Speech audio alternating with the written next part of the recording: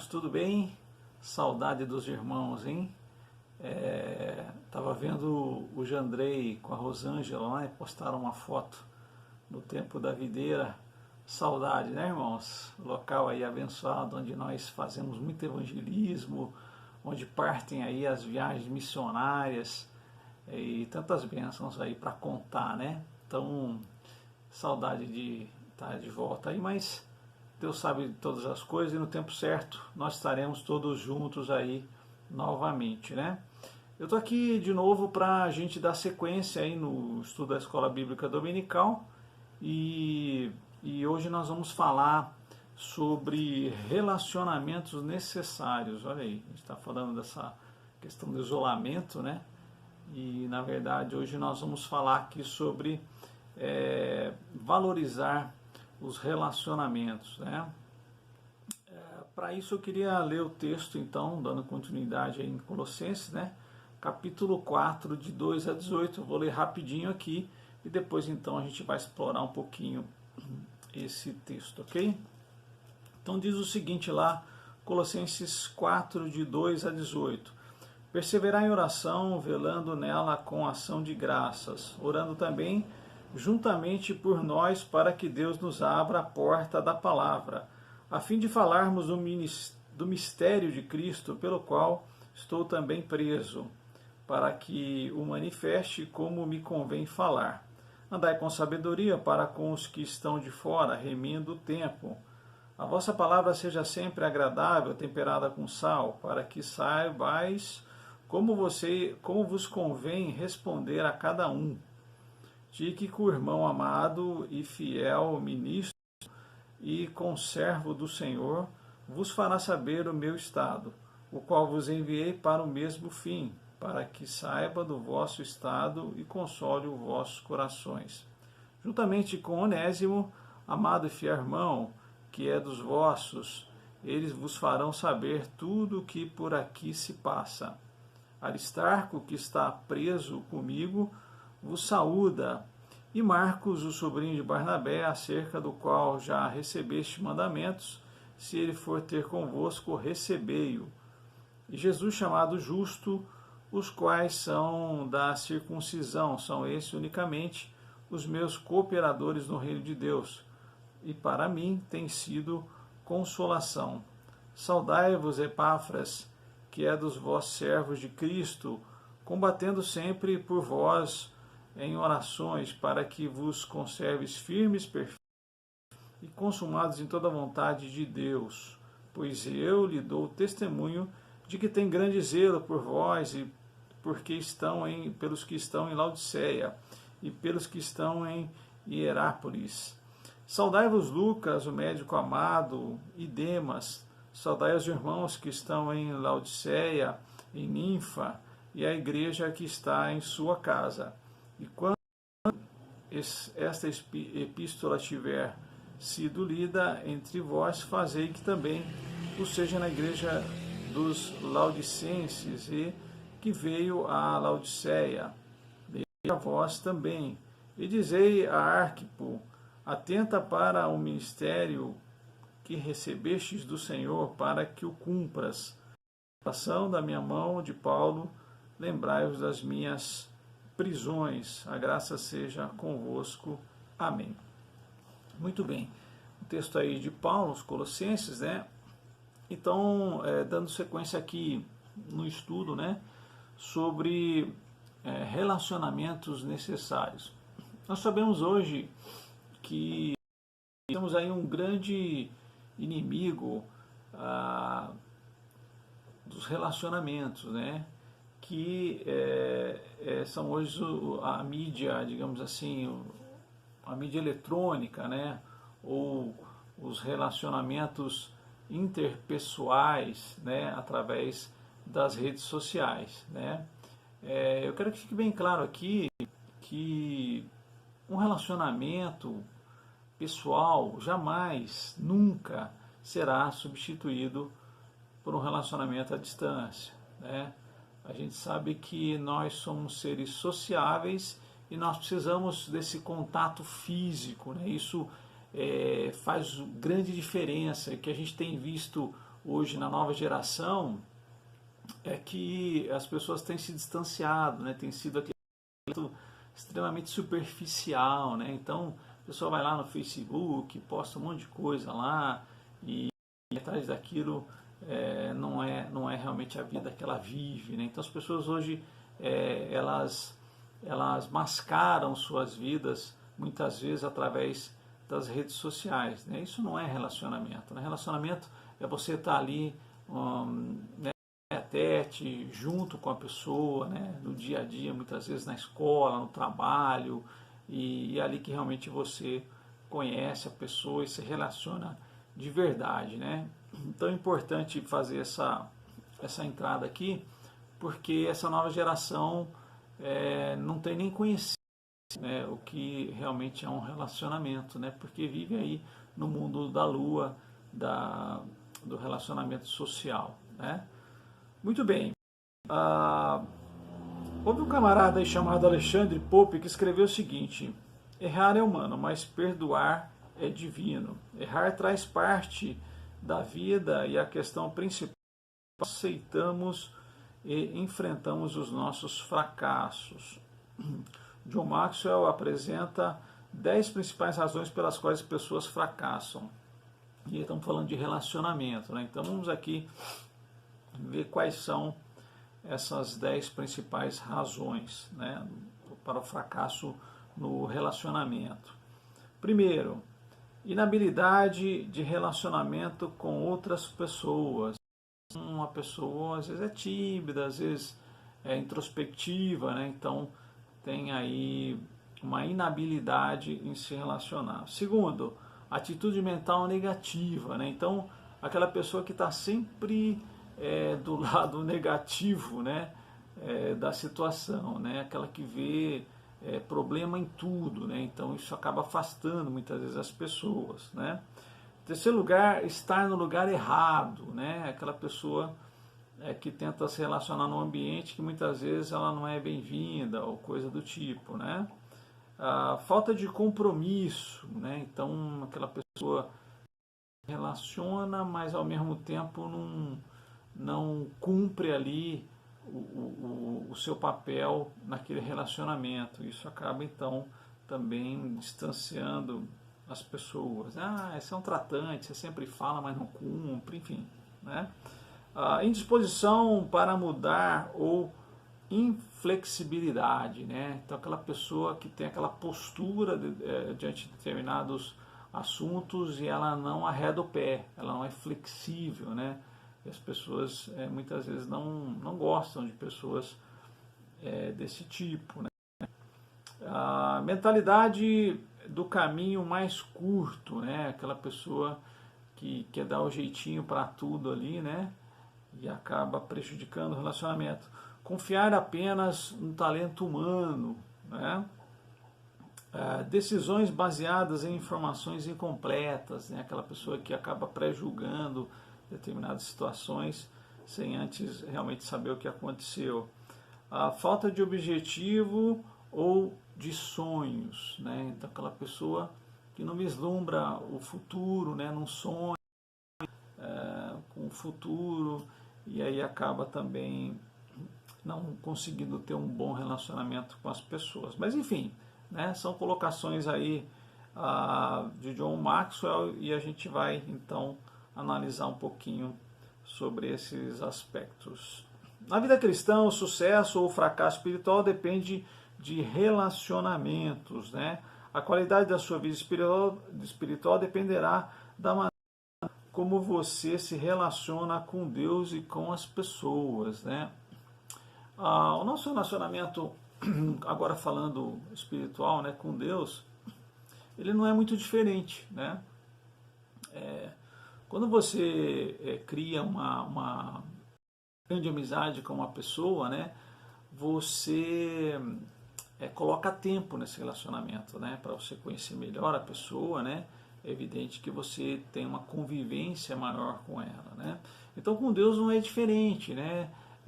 Você não pode querer ter intimidade com Deus, né, se você não quer conhecer Deus, né? Se você não lê a palavra, se você não sabe aquilo que ele deixou, a questão de promessas, enfim, né? Como qualquer pessoa, né, Deus, ele é uma pessoa que nós devemos ter uma intimidade, né, um relacionamento maior, porque é isso que vai trazer para nós uma vida mais próxima dele, uma vida mais abençoada, uma vida mais santa, né? O processo aí de santidade, de aproximação de Deus, ele depende 100% da intimidade que nós vamos ter com Ele, né? Então, relacionamento com Deus é isso, é você ler a palavra, estudar a palavra, conhecer a palavra, mas acima de tudo praticar a palavra, né? Que é o que muitas vezes hoje a gente não vê, né? Nós vemos, e aí eu diria que entra naquela falta de compromisso, né? Que é um dos pontos aqui que o Maxwell coloca, né? As pessoas hoje têm muita falta de compromisso com Deus, né? Elas se dizem cristãs, vão na igreja, oram, isso, aquilo e tal, mas não tem compromisso com Deus, né? Não fazem a obra, porque o nosso trabalho com Deus ele se resume em ir de pregar o evangelho a toda criatura, né? Por isso que nós enfatizamos na videira missões, né?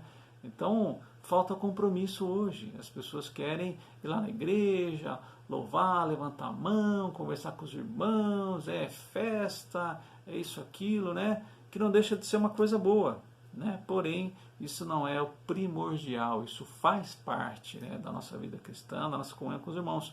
Mas o principal é a nossa comunhão com Deus, né? E infelizmente é o que faz hoje nas igrejas, né? Naquelas que se dizem cristãs. Bom, prosseguindo aqui, a relação do cristão com Deus, né? Então, lá no Colossenses 4, de 2 a 4, né?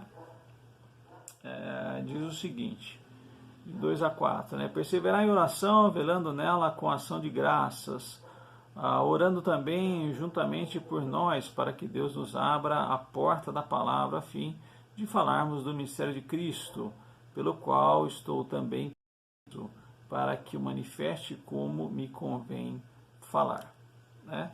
Então, Colossenses 4, 2 a 4, é isso que diz, né? A oração é a base do relacionamento do crente com Deus, né? Quando oramos, dialogamos com Ele, né? E sem um diálogo não existe relacionamento, né? Então a gente sabe que a nossa oração é uma conversa com Deus, ela não é uma reza, né? Onde você faz aquela coisa repetitiva, né? Não há lugar nenhum, né? Nós devemos nos relacionar com Deus dialogando com Ele, né? E nós dialogamos com Deus através da oração, né? Que não tem que ser necessariamente de olho fechado, que não tem que ser necessariamente à noite ou de manhã, né? Nós podemos a qualquer momento conversarmos com Deus, e orarmos e louvarmos, enfim, né? Deus está aí a todo tempo conosco, é isso que nós aprendemos na palavra. Paulo diz que devemos orar de 3 maneiras, né?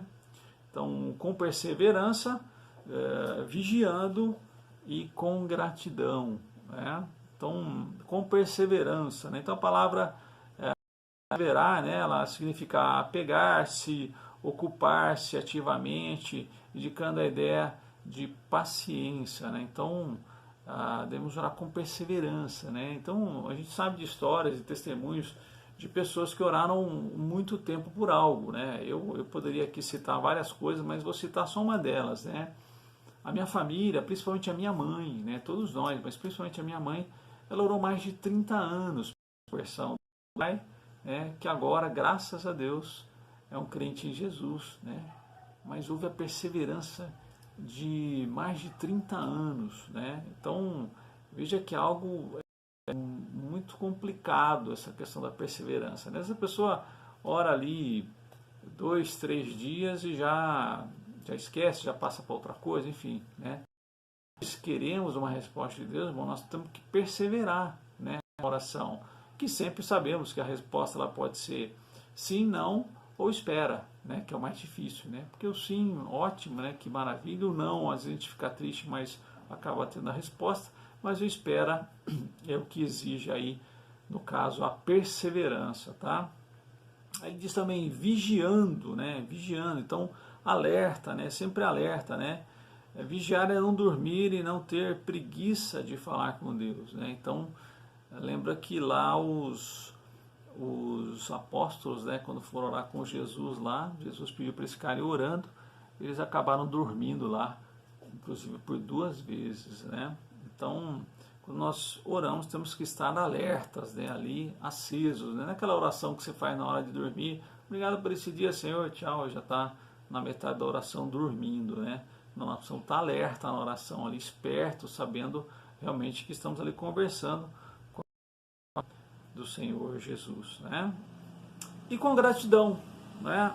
A oração deve ser misturada com gratidão, porque a Bíblia diz: em tudo dai graças, porque essa é a vontade de Deus, né? Então, sem dúvida nenhuma, a gratidão faz parte, deve sempre fazer parte da oração, porque sempre temos motivos para agradecer a Deus, né?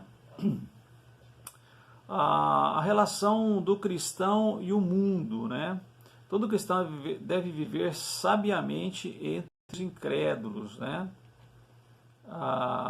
Então o apóstolo aqui dá 3 conselhos espirituais, né, para essa questão do relacionamento cristão e o mundo, né? Portai-vos com sabedoria é o primeiro, né?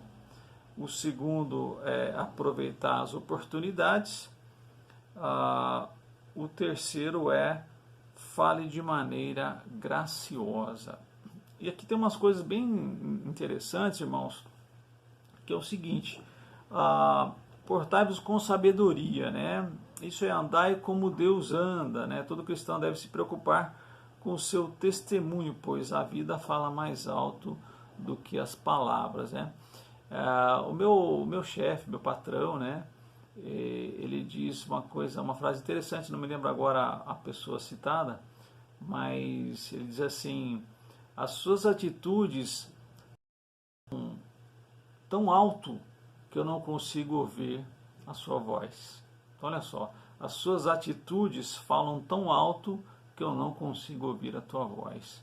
É interessante essa frase porque ela nos arremete a isso, né? O testemunho nosso ele tem que ser mais forte do que aquilo que a gente diz, né?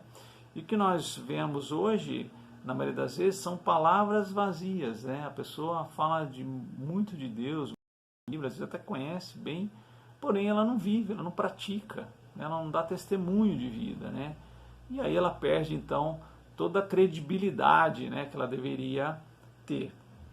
Muito bem.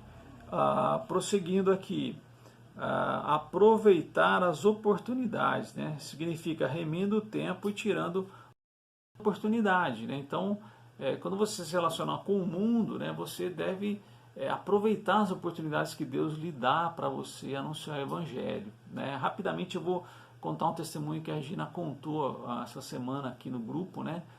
Que nós oramos um dia de manhã, dentre as orações que nós fazemos lá pela sua proteção nesse momento e tal, nós oramos para que Deus desse oportunidade para ela, né? E ela disse que tem um grupo lá que ela se reúne no trabalho dela, e mais ou menos 4, 5 pessoas, né? E fazem uma oração, lê um versículo e tal.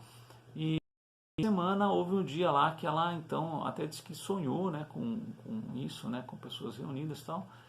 E naquele dia ela chamou então as suas amigas e falou: vamos chamar todo mundo, vamos passar em todas as salas, como elas de costume fazem, né?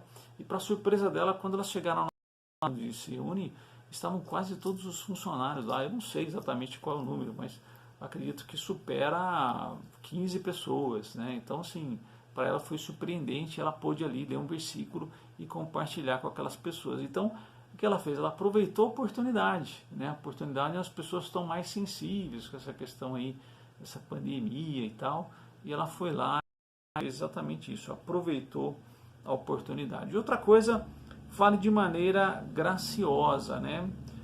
Jesus diz que prestaremos contas do que falamos, do que falarmos, né? Logo a nossa palavra deve ser sempre agradável, gentil, né?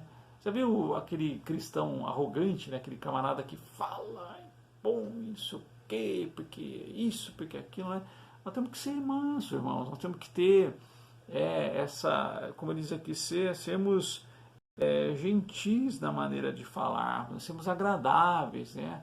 Temos que saber nos relacionar com as pessoas porque assim é assim que elas vão nos dar ouvidos, né? Quando você passa aquela ideia de arrogância, aquela ideia de prepotência, né? As pessoas não vão te dar a atenção necessária, e não foi assim que Jesus nos ensinou, porque ele mesmo era uma pessoa humilde, né? E estava ali pronto a servir. Então temos que seguir esse exemplo aí, tá?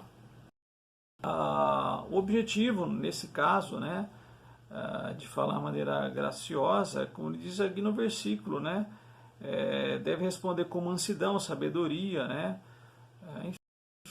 tem que ser aí manso e humilde para se relacionar com o mundo, né. A relação entre líderes, né, Paulo mantinha muitos relacionamentos, isso explica, né, em parte o sucesso do seu trabalho. Então ele cita aí nesses versículos Tíquico, Onésimo, Aristarco, Marcos e o Jesus o Justo, né? Eu não vou entrar em detalhes aqui, que o nosso tempo já está ficando longo, mas devemos entender, irmãos, que Paulo se relacionava bem com a liderança, né? E eu tiro aqui um exemplo para a igreja, né? Hoje nós vemos muitas vezes as pessoas por causa de cargo na igreja, por causa disso, por causa daquilo, né? Quando nós temos que estar ali para servir, nós temos que estar ali para somar, né? E não para dividir, né? Então, essa palavra vem bem de encontro a esse relacionamento entre líderes dentro da igreja, né? Porque nós devemos lembrar que somos servos, né, de Deus e das pessoas, dos irmãos. Nós estamos ali para servir, né, para somar. Ok? Então eu finalizo aqui o nosso estudo, né, falando sobre o princípio da liderança, né, em nossos relacionamentos. Devemos levantar,